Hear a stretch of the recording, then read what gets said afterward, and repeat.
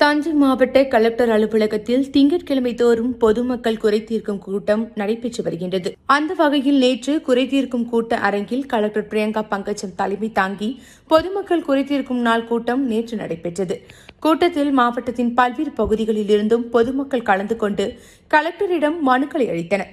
அப்போது தஞ்சையில் பாரம்பரியமான வீணை உற்பத்தி செய்யும் தொழிலாளர்கள் வீணை தொழிலாளர்கள் நல முன்னேற்ற சங்க தலைவர் சுவாமிநாதன், செயலாளர் தெய்வ சிகாமணி ஆகியோர் தலைமையில் கலெக்டர் கொடுத்த மனுவில் கூறியிருப்பதாவது 60 வயதுக்கு மேற்பட்ட வீணை செய்யும் தொழிலாளர்களுக்கு ஓய்வூதியம் வழங்க நடவடிக்கை எடுக்க வேண்டும். மேலும் தாங்கள் வீட்டில் வைத்து வீணை செய்து வருகின்றோம். வீணையை கைகளால் மட்டுமே செய்ய முடியும். எந்தவித இயந்திரமும் பயன்படுத்த இயலாது. எங்களது மின்சார இணைப்பு ஒரு முனை மின்சாரம் மட்டும்தான், மும்முனை மின்சாரம் கிடையாது. ஆனால் எங்களுக்கு வியாபார நிறுவனங்களுக்கு உள்ள மின் கட்டணம் போல் 2 மடங்கு வசூலிக்கப்படுகின்றது. இதுகுறித்து உரிய நடவடிக்கை எடுத்து எங்களுக்கு மின்சார மின் கட்டணம் வசூலிக்க ஏற்பாடு செய்ய வேண்டும். இலவச வீட்டு மனை வழங்க வேண்டும் என்று கூறப்பட்டுள்ளது.